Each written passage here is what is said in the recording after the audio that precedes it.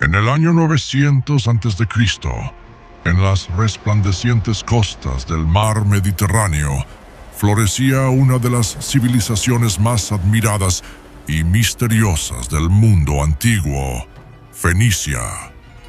Tierra de comerciantes audaces y navegantes legendarios, los fenicios dominaban el arte del mar, extendiendo su influencia desde sus ciudades-estado hacia los confines del mundo conocido. Entre todas ellas, dos resplandecían con especial poderío: Tiro y Sidón, orgullosas joyas urbanas de Fenicia, imponentes frente al mar, llenas de puertos bulliciosos, mercados saturados de especias, oro e incienso, y templos que exhalaban el aroma oscuro del paganismo. En esas ciudades, la opulencia y la idolatría no eran opuestos, sino aliados. El comercio financiaba el culto, y el culto legitimaba el poder. Baal, el dios de la tormenta, y Astarte, la diosa de la fertilidad, reinaban en el corazón espiritual del pueblo. Y entre las columnas de mármol y las calles empedradas, donde se tejían las famosas telas púrpuras que vestirían a emperadores, el alma de Fenicia se iba tiñendo de sombras. Fue en Sidón, la más prominente del norte, donde surgió una figura que cambiaría para siempre el curso del reino: Ed-Baal, cuyo nombre en lengua fenicia, Ito-Baal, con Baal, o Baal está conmigo, era ya un presagio de su destino. No nació rey, se hizo rey. Antiguo sacerdote del culto a Astarte, Ed-Baal albergaba una ambición desmedida. No satisfecho con el altar, ansiaba el trono, y lo tomó por la fuerza. Con astucia y violencia, asesinó al rey Feles y se proclamó soberano de los sidonios. Fue un golpe preciso, sangriento y definitivo. Así, Ed-Baal fusionó el poder político con el espiritual, sacerdote y monarca, líder de hombres y guía de cultos oscuros. Bajo su mandato, Sidón se convirtió en un centro de idolatría como nunca antes. Los templos crecieron en número y esplendor. Las estatuas de Astarte, con su rostro de sensualidad y muerte, aparecieron en cada esquina. El culto degeneró en rituales prohibidos, orgías sagradas, sacrificios de niños y pactos sellados con sangre.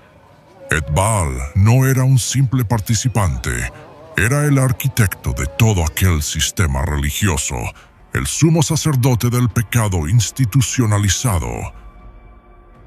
Pero Ed-Baal no se conformó con lo que ya había alcanzado. Tenía un sueño, y no era pequeño. No le bastaba gobernar Sidón con riqueza y poder. No le bastaba ser rey de los sidonios ni sumo sacerdote de Astarte. Él quería más. Soñaba con extender su influencia más allá de las costas de Fenicia, con alinear a las potencias vecinas bajo una sola visión, espiritual, política y profundamente pagana. Deseaba levantar un imperio religioso donde Baal fuera adorado desde Tiro hasta Samaria, desde las islas del mar hasta los valles de Canaán.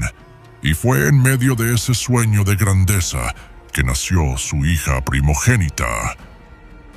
En los salones dorados del palacio de Sidón, entre cortinas de lino fino y columnas labradas con símbolos sagrados, Etbal observó en silencio a la niña recién nacida.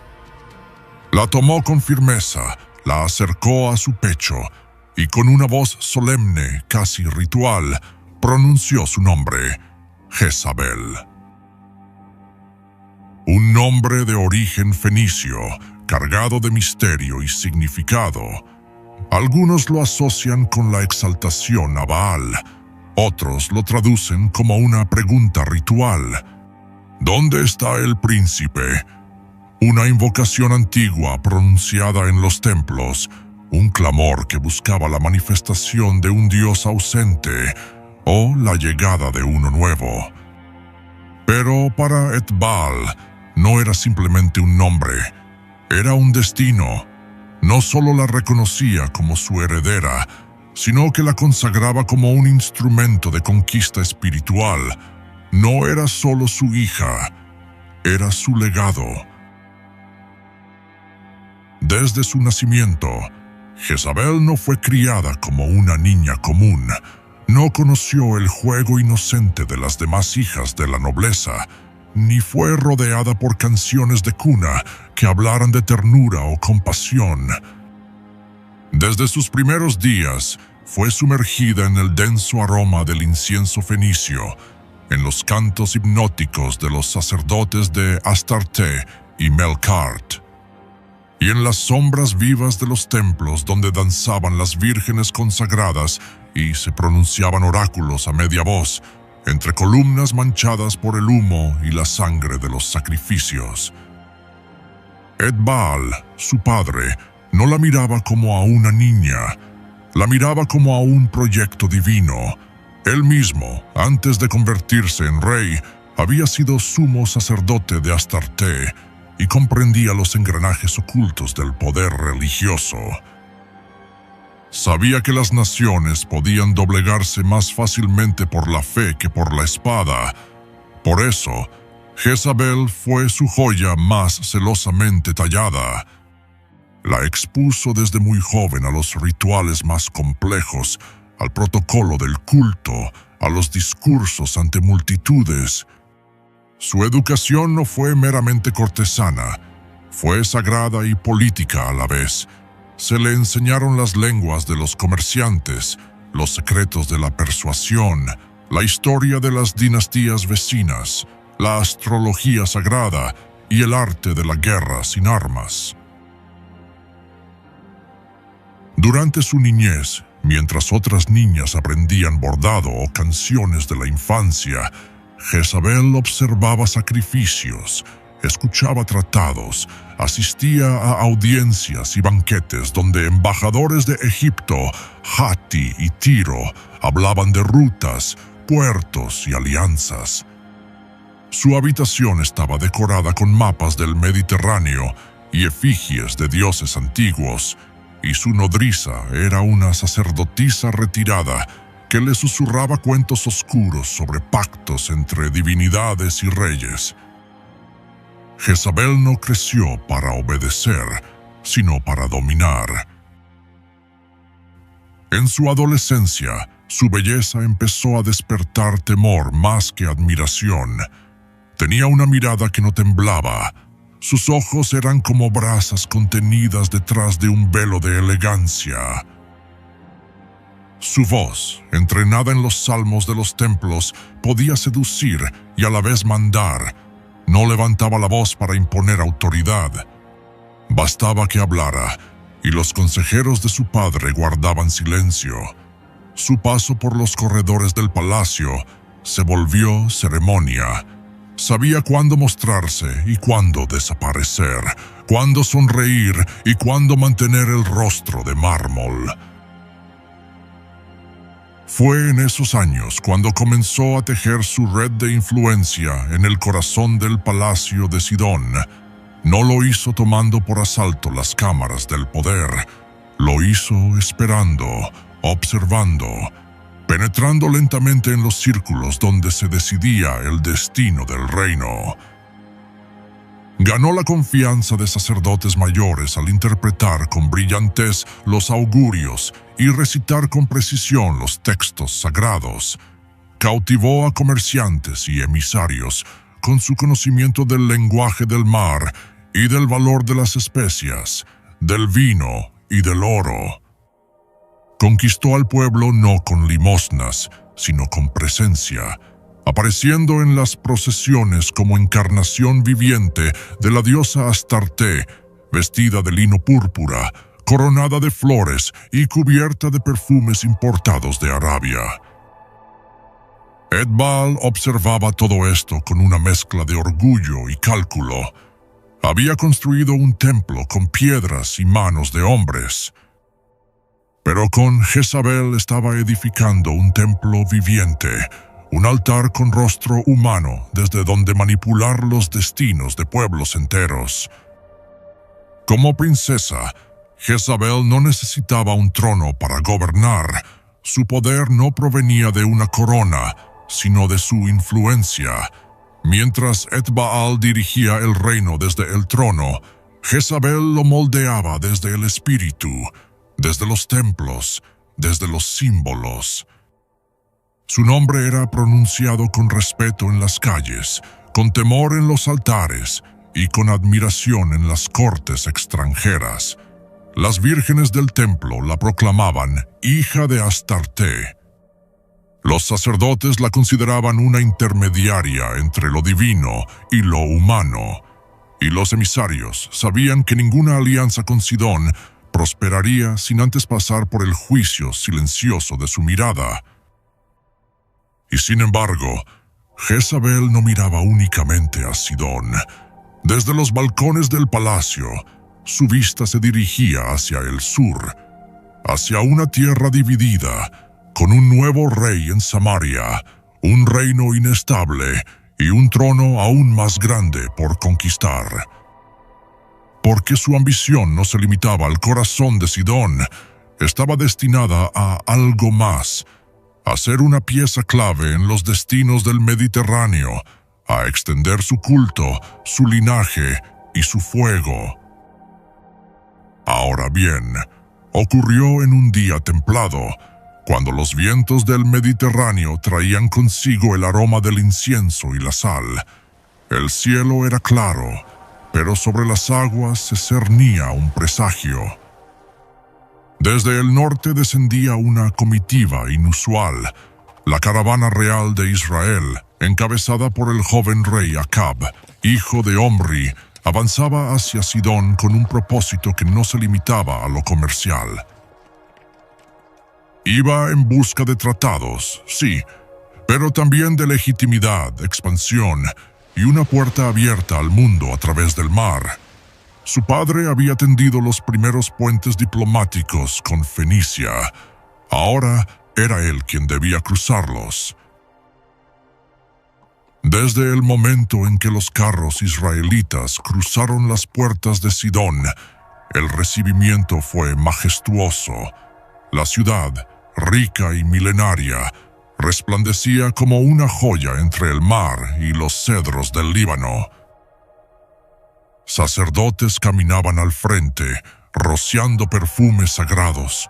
Músicos tocaban tambores y címbalos, y danzarinas tejían figuras con sus cuerpos al compás de una bienvenida solemne. La multitud se había reunido en las calles, no solo por respeto al huésped extranjero, sino porque sabían que ese día no sería uno más en la historia de Sidón. El hijo de Omri venía con hambre de mar, y Etbaal lo esperaba con una mesa preparada y una jugada ya calculada. Pero fue al entrar en el palacio real donde Acab comprendió que no se hallaba simplemente ante una corte diplomática. Allí dentro, los muros no estaban adornados con escenas de batallas ni con retratos de reyes. Lo que dominaba el lugar eran los dioses. Estatuas de Baal flanqueaban las columnas como centinelas silenciosos, con rostros tallados en piedra y ojos fijos que parecían observar cada paso. En las esquinas ardían lámparas perpetuas frente a altares consagrados. Símbolos solares, lunas grabadas en cobre, brazos extendidos para sacrificios. El palacio no era solo casa real, era santuario. Allí, poder político y religión se entrelazaban como raíces de un mismo árbol. Etbaal, vestido con túnica blanca y un manto bordado en oro, descendió desde su estrado con la dignidad de un rey y la autoridad de un sacerdote. No hubo excesos en su saludo, pero sí un reconocimiento claro entre iguales. Durante 3 días, las negociaciones se sucedieron con ritmo meticuloso. Sobre mesas de piedra se desplegaron mapas, registros comerciales, rutas de caravanas y puertos. Etbaal ofrecía acceso preferencial a los puertos fenicios, protección marítima, madera de cedro, vino, metales y artesanos. Israel, a su vez, proveería lo que Sidón más necesitaba: grano, aceite, ganado, agua dulce. Ambos reinos tenían lo que al otro le faltaba. El pacto parecía inevitable. Sin embargo, mientras los tratados avanzaban en las sombras de las columnas y entre la voz de los escribas, Etbaal aguardaba el momento oportuno para presentar su verdadera condición.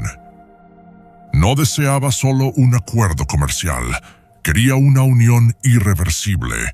Y al 4.º día, durante un banquete en uno de los jardines internos del palacio, cuando las copas estaban llenas y el incienso formaba una nube sagrada sobre la reunión, el rey fenicio habló. «Rey Acab», dijo con serenidad, «los números están sobre la mesa, las rutas están marcadas, las caravanas listas, pero los tratados firmados con tinta pueden deshacerse. Si queremos un pacto que resista el tiempo, que no dependa de reyes ni firmas, debe sellarse con sangre, con unión verdadera.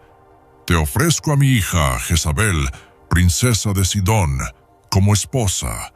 Con ella, este acuerdo será eterno». Acab no respondió de inmediato. El nombre de Jezabel no le era desconocido. Sabía que no se trataba de una doncella común. Era conocida en las cortes vecinas como voz de poder, instruida en teología, comercio y política. Tomarla por esposa no sería simplemente recibir una mujer, sería aceptar una influencia, una presencia, una visión de mundo. Por ello, con respeto, pidió tiempo para deliberar. «Permíteme consultarlo con mis consejeros. Dame un día y mañana tendrás mi respuesta». Esa noche, la sala de deliberación se llenó de silencio y tensión. Acab, de pie, miraba a sus hombres y expresó la complejidad de la decisión que tenía frente a sí. «Sidón nos abre las puertas del mar, nos ofrece riqueza, protección y futuro, pero con Jezabel viene algo más. ¿Qué pensarán los profetas? ¿Qué dirá Elías?». Al oír ese nombre, los consejeros intercambiaron miradas incómodas. Nadie se atrevía a negar el poder de la voz del profeta. Sin embargo, fue uno de los más cercanos a Acab quien rompió el silencio. «Majestad, con respeto, Elías no gobierna, usted sí. ¿Qué vale más, la desaprobación de un profeta o la prosperidad de una nación? Con esta unión Israel crecerá. Samaria se convertirá en centro de comercio, en trono estable. El pueblo necesita trigo, no advertencias, paz, no fuego». Los demás asintieron, algunos por convicción, otros por temor a quedarse atrás en la historia. Acab escuchó, reflexionó, y antes del amanecer, su decisión estaba tomada. Al día siguiente, se presentó ante Etbaal con el rostro resuelto y la voz firme. «Acepto, haré de Jezabel mi esposa, y contigo, rey de Sidón, sellaré una alianza que ningún enemigo podrá quebrar». Etbaal sonrió apenas, como quien ya esperaba esa respuesta desde el principio. Ordenó que los escribas sellaran los tratados con cera roja y los sacerdotes invocaron la bendición de los dioses. Luego, con un gesto solemne, mandó abrir las puertas del salón y entonces ella entró. Jezabel avanzó con paso firme, vestida de lino azul profundo bordado en oro, su cabello recogido en trenzas largas que caían como coronas vivas. No venía como prenda de un acuerdo, venía como igual, como figura que sabía quién era. Sus ojos se encontraron con los de Acab. En ese instante, sin una palabra, ambos entendieron que el pacto no sería solo entre reinos, sino entre destinos. Etbaal tomó la mano de su hija y la colocó en la de Acab. «Aquí está Sidón», dijo, «en sangre, en sabiduría y en fuego. Trátala como reina, y tu reino será inquebrantable». Jezabel no habló, pero su silencio era más fuerte que muchos discursos. Miró a su alrededor como quien ya medía el terreno. Sabía que no tardaría en dejar su marca. Esa tarde, cuando la ceremonia de compromiso había concluido y los pasillos del palacio quedaban en penumbra, Acab pidió a Etbaal un momento a solas con Jezabel. Caminaban juntos por uno de los patios interiores, donde fuentes de mármol dejaban caer agua sobre estanques rodeados de flores exóticas. La brisa traía el olor del mar y el sonido lejano de las gaviotas. «Princesa», dijo Acab, rompiendo el silencio, «desde que llegué a Sidón, todos me han hablado de ti, de tu sabiduría, de tu influencia y de tu fe. Pero dime, ¿qué esperas tú de este pacto?» Jezabel lo miró de frente, con la misma serenidad con la que había entrado al salón del trono. «Espero que sea más que un pacto, mi señor. Espero que sea un reinado en el que ambos gobernemos, cada uno desde su fortaleza. Tú conoces la espada y el campo. Yo conozco el altar y la palabra. Juntos podemos hacer de Israel un reino que las naciones no olviden». Acab asintió, intrigado por la seguridad con la que hablaba. «En Israel veneramos a Jehová, el Dios de nuestros padres. ¿No temes que tu fe en Baal sea mal vista?» Jezabel sonrió apenas, con una mezcla de dulzura y desafío. «No temo a lo que no conozco, y sé que donde hay prosperidad, el pueblo abre su corazón.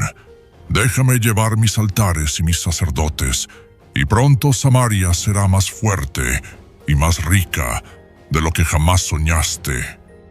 Hubo un momento de silencio, roto solo por el murmullo del agua en la fuente. Acab observó el brillo en los ojos de Jezabel. No era el brillo de una mujer que pedía permiso, sino el de alguien que ya se sentía parte de lo que estaba por construir. «Entonces», dijo él finalmente, «partiremos al amanecer. Samaria te recibirá como reina». «Y yo», respondió ella sin apartar la mirada, «recibiré a Samaria como mía». Al amanecer, la caravana emprendió el regreso hacia Israel. No era una simple comitiva nupcial, era una procesión diplomática, espiritual y política. Jezabel no viajaba sola. La acompañaban sacerdotes, músicos, escribas, imágenes de Astarte, incienso, rollos sagrados y un séquito formado para establecer altares, no solo hogares.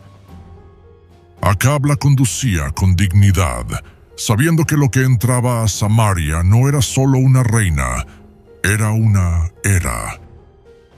Durante el viaje, las aldeas por donde pasaban detenían sus faenas para mirar el cortejo.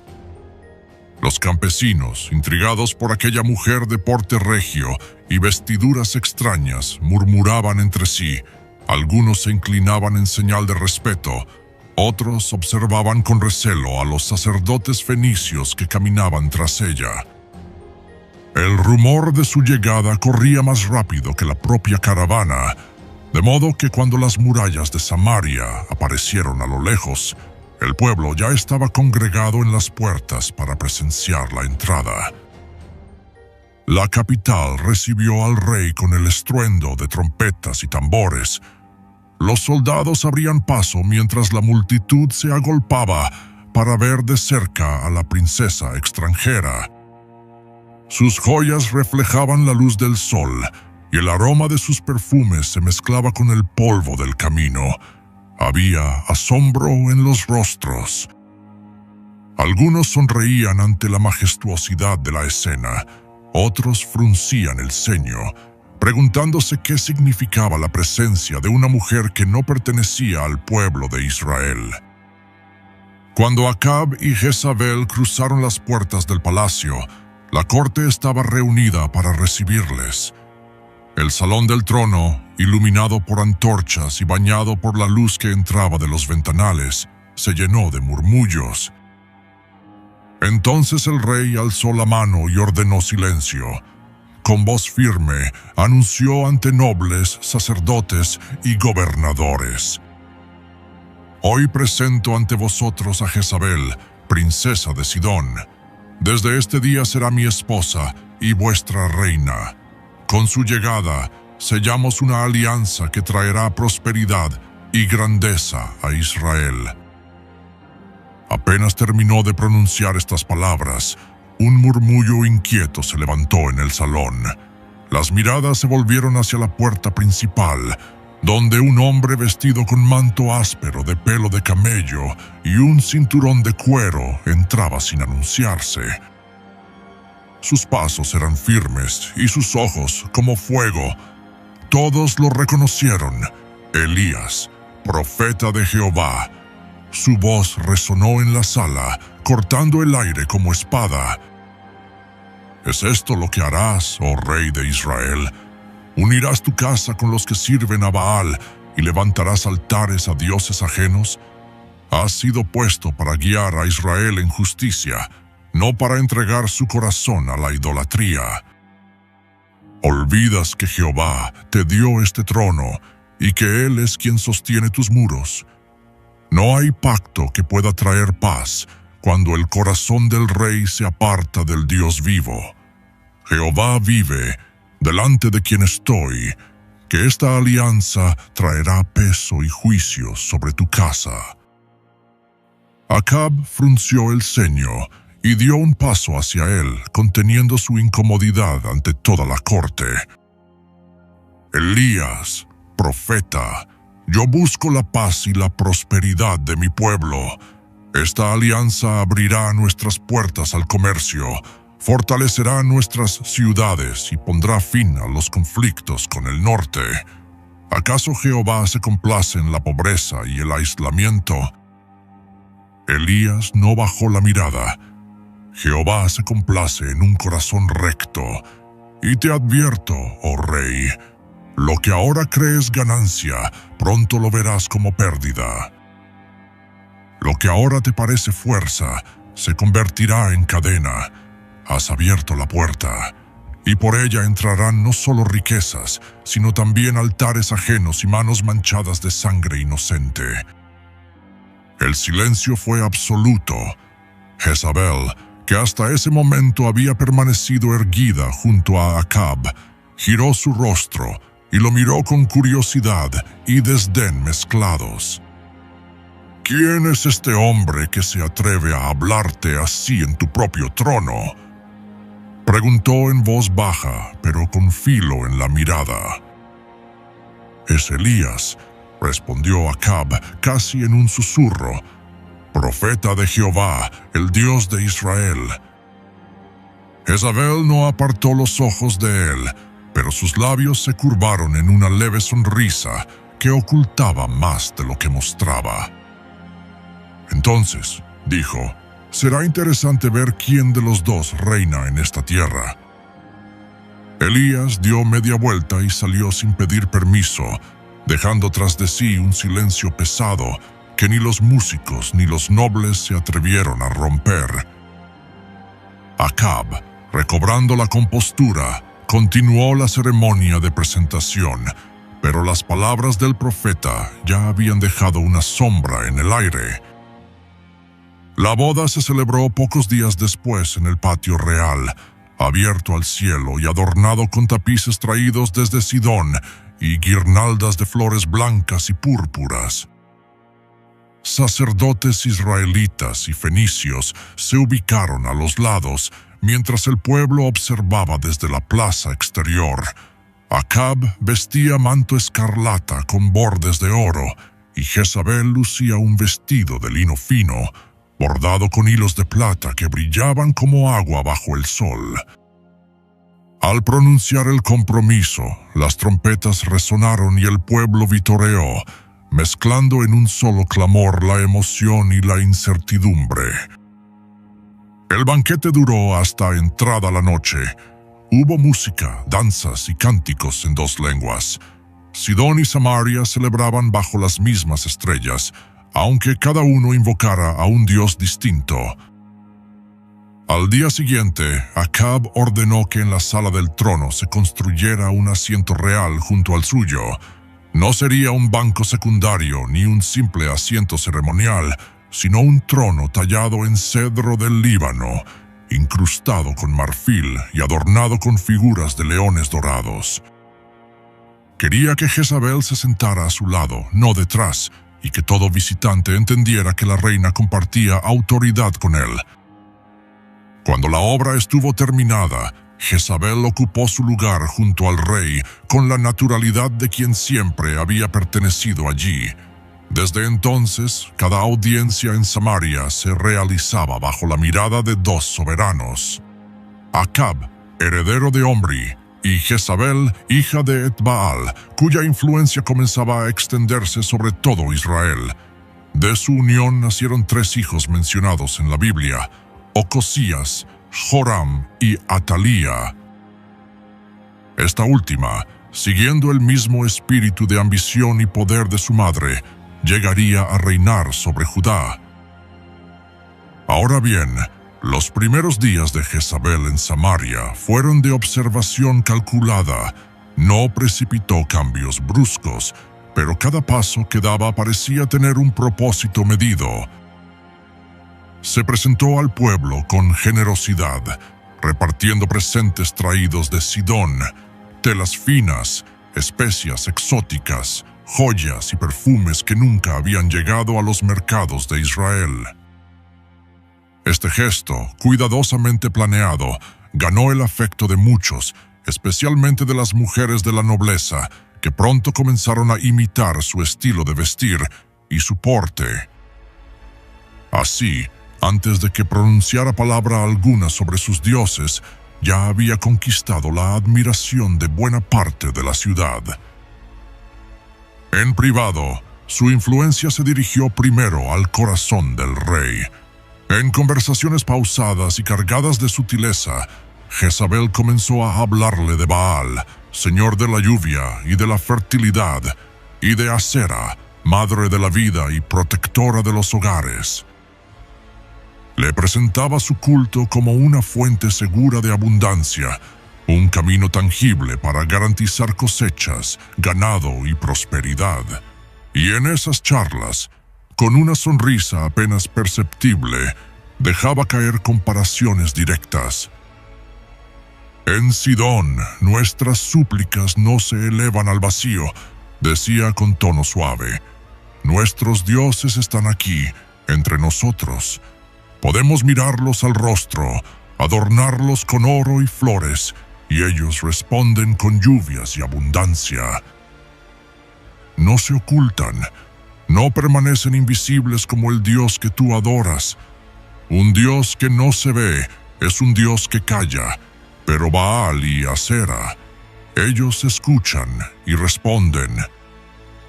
Convencido por su consejo y seducido por la promesa de prosperidad, Acab ordenó levantar un altar a Baal en Samaria. Los mejores artesanos fueron convocados y en la plaza central se erigió una estructura imponente. Columnas de piedra tallada, un altar revestido en bronce y una imagen del dios con brazos extendidos hacia el cielo, reclamando las ofrendas del pueblo. Frente al altar se dispuso un amplio patio para sacrificios y danzas rituales, donde la música y el humo del incienso se mezclaban con el clamor de los adoradores. Pero Jezabel no se detuvo allí. También persuadió al rey de que Asera debía tener un lugar de honor en Israel. Así, en un jardín sagrado dentro de la ciudad, se levantó una imagen tallada en madera de cedro, adornada con oro y piedras preciosas. Los sacerdotes fenicios, traídos desde Sidón, fueron designados para oficiar los rituales, y todo quedó dispuesto para que la adoración a estos dioses se integrara a la vida del reino. Con los altares ya en pie, Jezabel dirigió su atención a la corte. En banquetes, recepciones y reuniones privadas con la nobleza, relataba cómo Baal y Asera habían protegido a Sidón de sequías, guerras y hambrunas. Describía los rituales, las fiestas y las recompensas que estos dioses otorgaban a quienes les honraban, y, con tono persuasivo, repetía la misma comparación que había usado con Acab. Israel sirve a un Dios que se oculta en las nubes, que no muestra su rostro, pero mis dioses están delante de vosotros, visibles, majestuosos y cercanos. Ellos reciben vuestras ofrendas y devuelven bendición.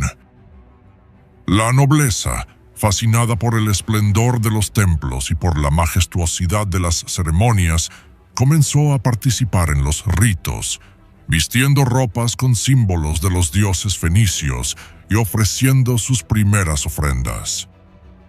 Luego llegó el turno del pueblo. Jezabel aprovechaba festividades y reuniones en la plaza para hablar directamente a la multitud. Con voz firme y lenguaje sencillo, prometía que, si Israel honraba a Baal y a Asera, las lluvias vendrían a tiempo, las cosechas serían abundantes y las familias prosperarían. Baal trae la lluvia a sus hijos y a Asera da fruto al vientre y a la tierra, declaraba con convicción.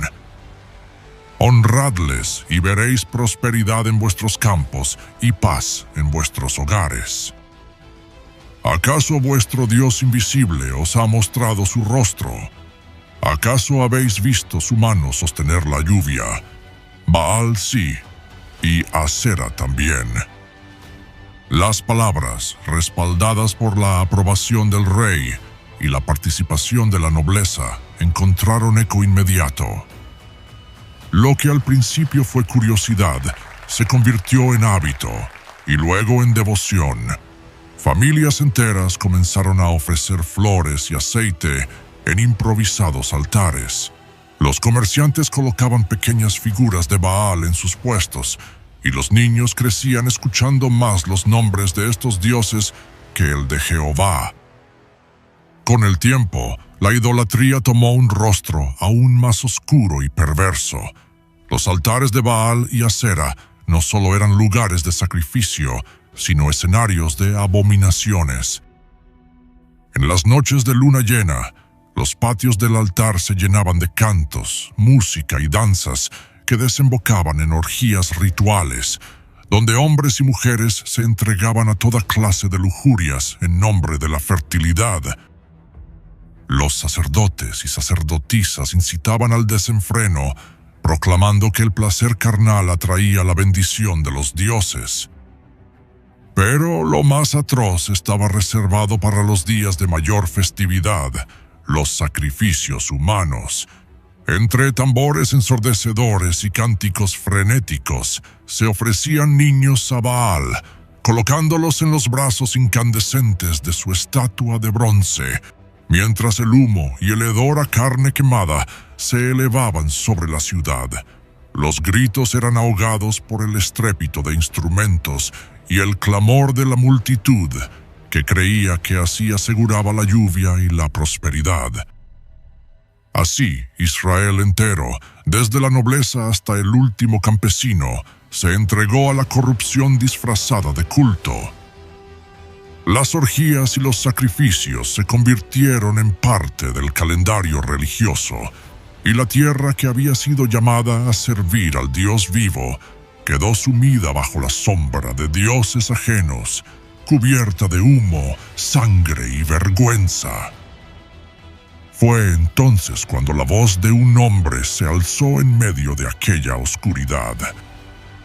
El profeta Elías, enviado por Jehová, recorría aldeas, plazas y mercados, advirtiendo al pueblo del juicio que vendría si no se volvían al Dios de sus padres.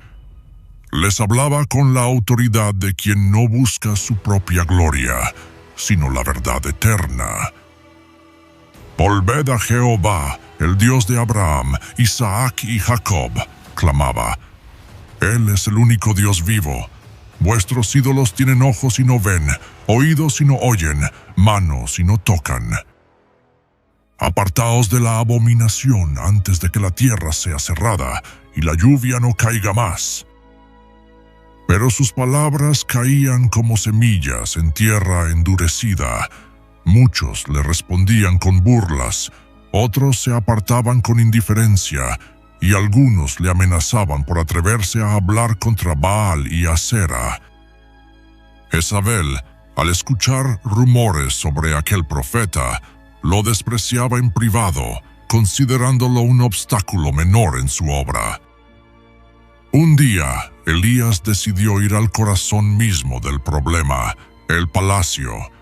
Atravesó las puertas de Samaria, subió por las escalinatas y se presentó ante el rey Acab. Sus ojos, firmes como la roca, se fijaron en el rostro del monarca. «Vive Jehová, Dios de Israel, en cuya presencia estoy», dijo con voz grave, «que no habrá lluvia ni rocío en estos años, sino por mi palabra. Esto es por cuanto has abandonado los mandamientos de Jehová y has seguido a los Baales». El silencio se apoderó del salón. Acab, sorprendido, apenas alcanzó a responder con un gesto de incredulidad. Jezabel, que observaba desde un balcón interior, frunció el ceño con desdén, como si las palabras del profeta no fueran más que amenazas vacías. Pero Elías no esperó respuesta. Dio media vuelta y salió, dejando en el aire un peso invisible que ninguno de los presentes pudo sacudir. Pasaron las semanas y la advertencia del profeta comenzó a cumplirse. El cielo se cerró como un portón de hierro. No hubo lluvias ni rocío en las mañanas. Los ríos empezaron a menguar, los campos se agrietaron bajo el sol ardiente y el ganado caía exhausto en la tierra reseca. Jezabel, inquieta pero aún desafiante, ordenó que se celebraran rituales especiales a Baal. Los sacerdotes fenicios danzaban día y noche, derramaban ofrendas de vino y aceite, encendían inciensos hasta ahogar el aire y proclamaban que el dios de la lluvia pronto respondería. Ella misma, vestida con sus ropas ceremoniales, subía al altar, levantando las manos hacia la estatua de bronce. «Oh Baal, señor de las nubes, envía tu lluvia sobre esta tierra», clamaba con voz fuerte. Pero el cielo permanecía inmóvil, sin una nube, como si se burlara de su súplica. Los meses se convirtieron en años. 3 años y medio sin una gota de agua. Las cisternas estaban secas, los campos se cubrían de polvo, y el hambre comenzaba a devorar los hogares. El murmullo del pueblo se volvió un clamor amargo. «Baal no responde. Jezabel nos ha mentido. Asera no escucha». En las plazas y en los pasillos del palacio, la gente comenzaba a recordar las palabras de Elías. Algunos, en secreto, empezaron a murmurar el nombre de Jehová, como un susurro de esperanza que todavía no se atrevía a convertirse en grito. Pero Jezabel, furiosa por la creciente desconfianza, endureció aún más su corazón, jurando que aquel profeta pagaría por humillarla. La tierra, mientras tanto, esperaba, y el cielo seguía cerrado. El hambre en Samaria era insoportable. Los campos eran polvo, los animales morían por falta de agua, y la desesperación se colaba en cada hogar. Fue entonces cuando Elías, movido por la palabra de Dios, se presentó ante el rey Acab. El rostro del rey mostraba la tensión de un gobernante cuya autoridad se desmoronaba junto con su reino.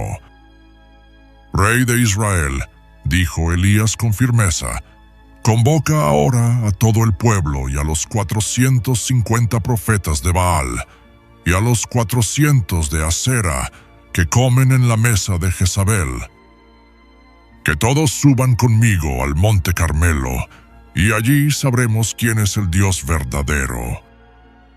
Acab, sin opciones y con el pueblo exigiendo respuestas, envió mensajeros a cada rincón del reino. Pronto, el monte Carmelo se llenó de multitudes.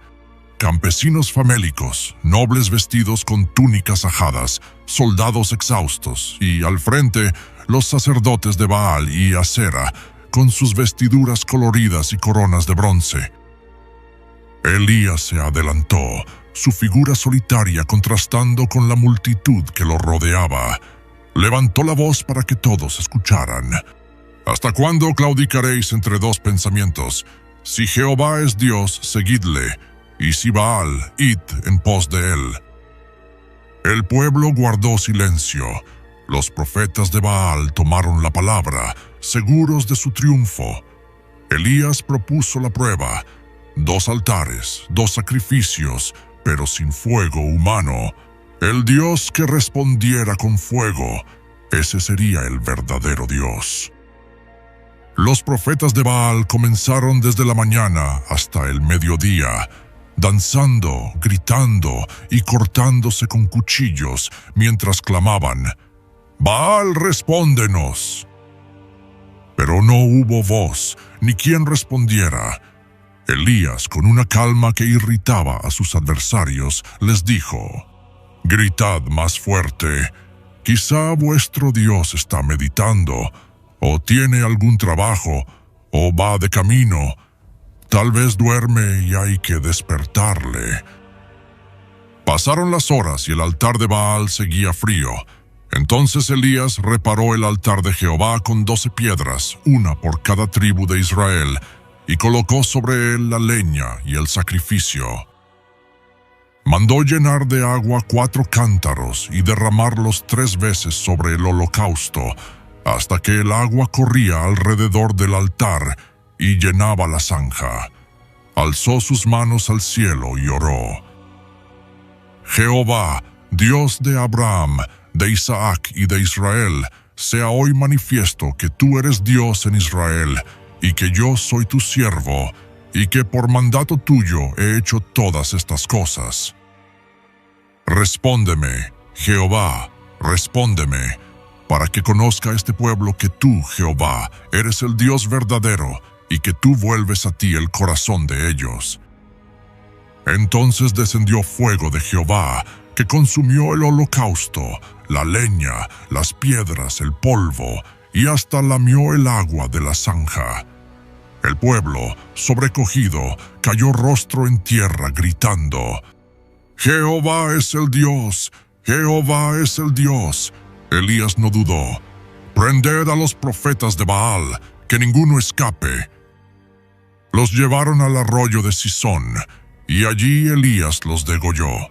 Después subió a la cumbre del Carmelo, se inclinó hasta el suelo y puso su rostro entre las rodillas.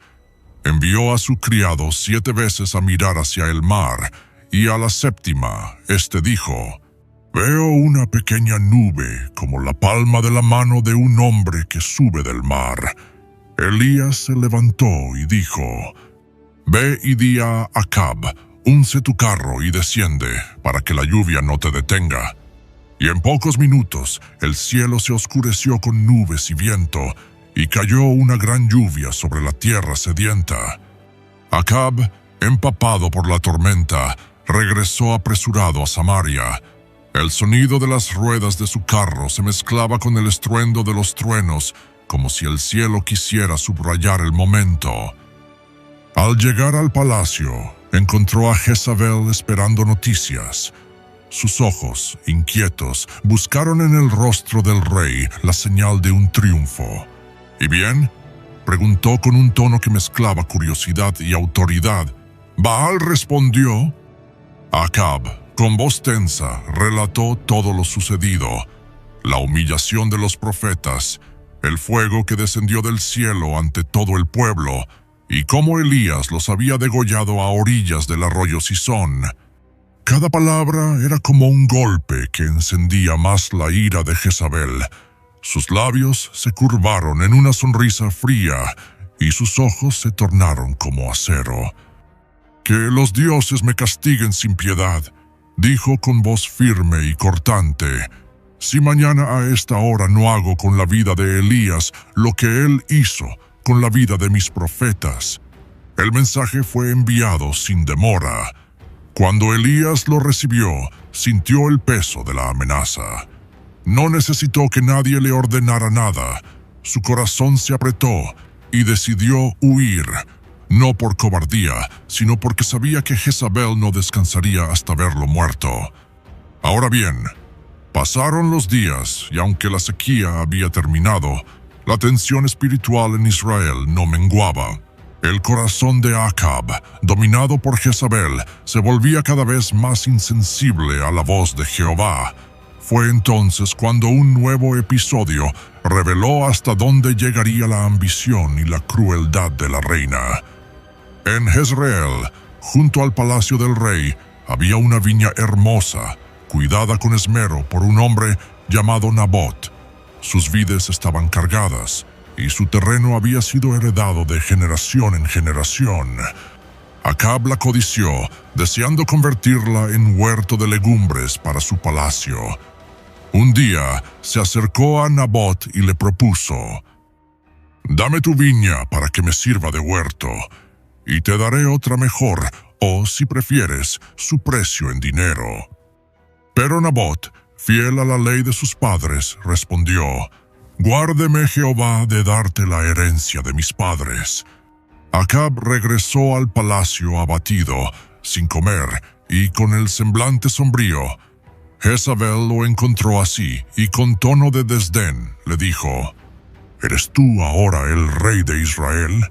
Levántate, come y alégrate, yo te daré la viña de Nabot». Sin esperar respuesta, Jezabel urdió un plan. Escribió cartas en nombre de Acab, las selló con el sello real y las envió a los ancianos y principales de la ciudad de Nabot.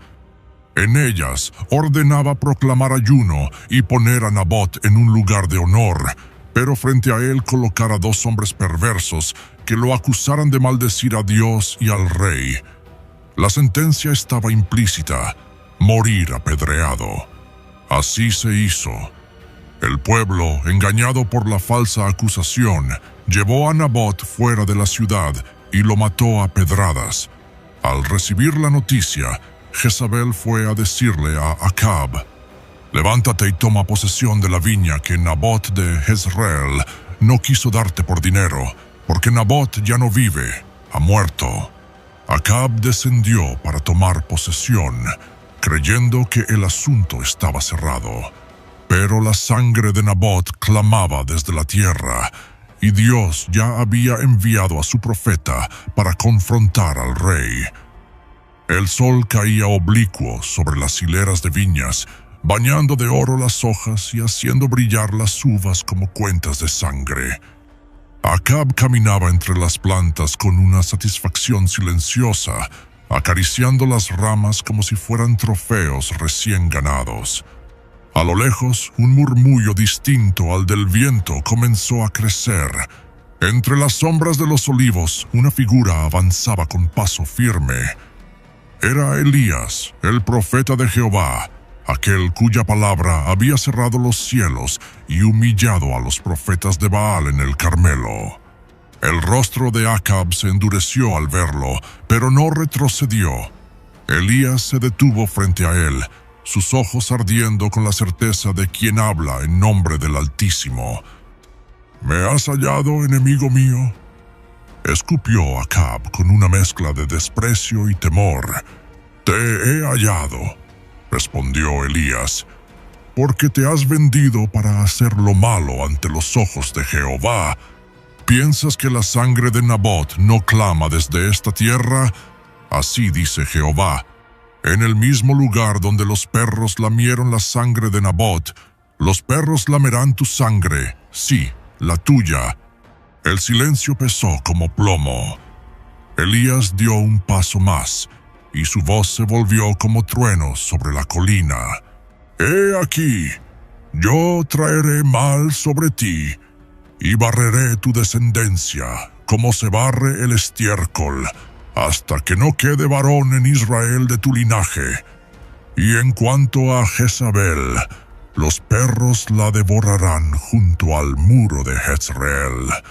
Acab tragó saliva, sintiendo como cada palabra se clavaba en su carne. Sus hombros se encorvaron, y la soberbia se desmoronó como un muro viejo. Con el rostro abatido y el corazón quebrantado, rasgó sus vestiduras, se cubrió de cilicio y ayunó, caminando con paso lento y humillado ante Dios. Entonces la voz de Jehová vino a Elías, diciendo: «¿Has visto cómo Acab se ha humillado delante de mí? Por cuanto se ha humillado, no traeré el mal en sus días. En los días de su hijo, traeré el mal sobre su casa». El profeta se retiró con la certeza de que, aunque el juicio estaba decretado, la misericordia de Dios aún se inclinaba ante el arrepentimiento sincero. Pero sobre la casa de Acab seguía posada la sombra del día que vendría. Cuando Acab regresó al palacio, su rostro estaba marcado por el peso de las palabras de Elías.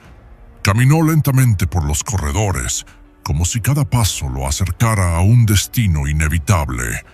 Al entrar en la cámara real, encontró a Jezabel sentada en su trono bajo un dosel de telas púrpuras, adornada con joyas que relucían a la luz de las lámparas. «Has vuelto», dijo ella con un tono suave, aunque en sus ojos ardía la curiosidad. «¿Qué te ha dicho ese profeta?» Acab la miró con un cansancio que no podía ocultar. «No solo habló de mí, habló de ti. Dijo que los perros te devorarán junto al muro de Jezreel». Por un instante, Jezabel lo observó en silencio, y luego una carcajada fría y sonora llenó la sala. «¿Eso dijo?», repitió con una sonrisa irónica. «El mismo que cerró los cielos y después huyó como un cobarde cuando lo amenacé. Sus palabras no son más que aliento en el viento. Yo soy hija de Etbaal, sacerdote rey de Sidón. Mis dioses me han guardado siempre y lo seguirán haciendo». «¿Perros?», soltó una risa más breve y cortante. «En mis patios solo hay leones». Se levantó con paso firme, su vestido arrastrando sobre el suelo de piedra, y se acercó a Acab con un gesto de desprecio hacia las advertencias divinas. «No permitas que las palabras de un hombre te hagan temblar. Mientras yo viva, Baal y Asera tendrán su altar en Samaria, y su culto no será interrumpido». Pero, fuera de los muros del palacio, el viento parecía arrastrar un susurro invisible que anunciaba que las palabras de Jehová nunca caen en tierra sin cumplirse. Y aunque Jezabel se reía, el día que Elías había profetizado ya había comenzado a acercarse. Pasaron los meses y la guerra volvió a llamar a las puertas de Israel. Siria, su enemiga de siempre, se levantó nuevamente. Y Acab, buscando gloria para su nombre, decidió marchar al campo de batalla junto a Josafat, rey de Judá. Antes de partir, los profetas de la corte, hombres que solo decían lo que el rey quería oír, le aseguraron la victoria. Sin embargo, Micaías, profeta de Jehová, habló con voz firme. La campaña terminaría en tragedia y Acab no regresaría con vida. Aún así, el rey desoyó la advertencia. Trató de engañar al destino disfrazándose como un soldado común, pensando que así evitaría el filo enemigo. Josafat vistió su atuendo real, mientras Acab se mezclaba entre las filas. Pero en medio del combate, un soldado sirio, sin saber a quién apuntaba, tensó su arco y disparó una flecha al azar. La flecha voló entre el caos de la batalla y encontró una rendija en la armadura de Acab, clavándose profundamente en su costado. El rey, herido de muerte, fue sostenido en su carro mientras la sangre se derramaba sobre el suelo del mismo. Luchó por mantenerse de pie hasta que el sol comenzó a ponerse, pero al final sus fuerzas lo abandonaron. Murió allí, entre el clamor de los soldados y el estrépito de la guerra perdida. Su cuerpo fue llevado a Samaria, y el carro manchado de sangre quedó junto al estanque donde las rameras se lavaban. Cuando los siervos se dispusieron a limpiar el carro, perros callejeros se acercaron y lamieron la sangre del rey, tal como Jehová había hablado por medio de Elías. La profecía se había cumplido. La casa de Acab había recibido la primera señal de su caída, y aunque el juicio completo aún no había llegado, el eco de la sentencia divina resonaba en cada rincón de Samaria, recordando que la palabra del Dios de Israel es inmutable. Cuando la noticia de la muerte de Acab llegó al palacio, Jezabel, vestida aún con sus ropas de reina, permaneció inmóvil unos instantes. Sus manos, adornadas con anillos de oro, temblaron apenas, pero su mirada seguía firme, como si se negara a aceptar que la flecha disparada al azar había vencido a su esposo. Luego, un murmullo escapó de sus labios. Recordó, aunque no quiso admitirlo, las palabras que Elías le había dicho a Acab sobre su final. Aquella frase sobre los perros y la sangre le cruzó la mente como una sombra helada. En un gesto que desconcertó a algunos sirvientes, Jezabel dejó caer un velo negro sobre su rostro y se encerró en sus aposentos.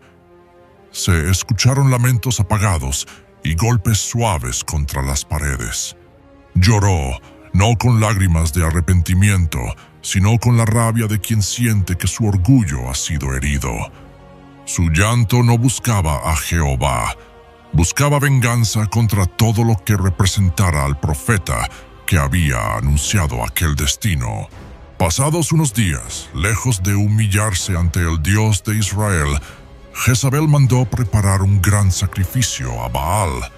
Ordenó que se adornaran los altares con flores y telas traídas de Sidón, que se encendieran hogueras y que se ofrecieran perfumes costosos. Aseguró a la corte que Baal les daría fuerza para vengar la muerte del rey y proteger el trono. Incluso ofreció animales en abundancia y, como si el dolor la hubiera vuelto más obstinada, intensificó sus ritos, repitiendo plegarias y cánticos a sus dioses visibles, los mismos que Elías había desenmascarado en el monte Carmelo. Y así, en lugar de que el pueblo volviera sus ojos a Jehová, la reina fortaleció aún más la idolatría. El trono que había pertenecido a Acab pasó a su hijo Ocosías, joven inexperto y fácilmente influenciable, a quien Jezabel, con dulces palabras y sutil manipulación, incitó a continuar en las mismas prácticas perversas que habían traído el juicio sobre su padre. Bajo su consejo, Ocosías no solo mantuvo en pie los altares de Baal y de Asera, sino que renovó los sacrificios y festividades paganas, prolongando así la corrupción que había cubierto a Israel. Con el tiempo, un hecho inesperado marcó el rumbo del joven rey. Mientras caminaba por el aposento alto de su palacio en Samaria, la celosía de una ventana cedió y cayó pesadamente al suelo. La caída lo dejó gravemente herido y postrado en cama. Sin buscar al Dios de Israel, envió mensajeros para consultar a Baal-Zebub, dios de Ecrón, deseando saber si sanaría. Pero el Señor, viendo la obstinación de su corazón, envió a Elías para interceptarlos, y el profeta, con voz firme y sin titubeos, declaró: «No te levantarás del lecho en que has subido, sino que ciertamente morirás». La sentencia divina se cumplió con exactitud. Pocos días después, el joven rey exhaló su último aliento, y la noticia de su muerte se esparció por toda Samaria como un golpe seco que heló el aire. Jezabel, vestida de luto, lloró con estrépito, aunque no por arrepentimiento, sino por la frustración de ver quebrado el linaje que había querido consolidar. Aún entre lágrimas, su corazón seguía endurecido, aferrado a los dioses que no habían salvado a su hijo. Tras la muerte de Ocosías, el trono no quedó vacante. Fue su hermano Joram, otro hijo de Jezabel, quien subió al poder. Y como un ciclo que se repetía sin descanso, la reina se encargó de que él también caminara por el mismo sendero torcido de sus predecesores.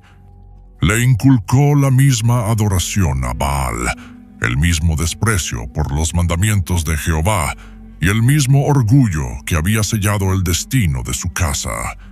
Así, la idolatría se mantuvo viva, la corrupción se profundizó, y la sombra del juicio de Jehová siguió extendiéndose, invisible pero inevitable, sobre la casa de Acab y sobre todo Israel.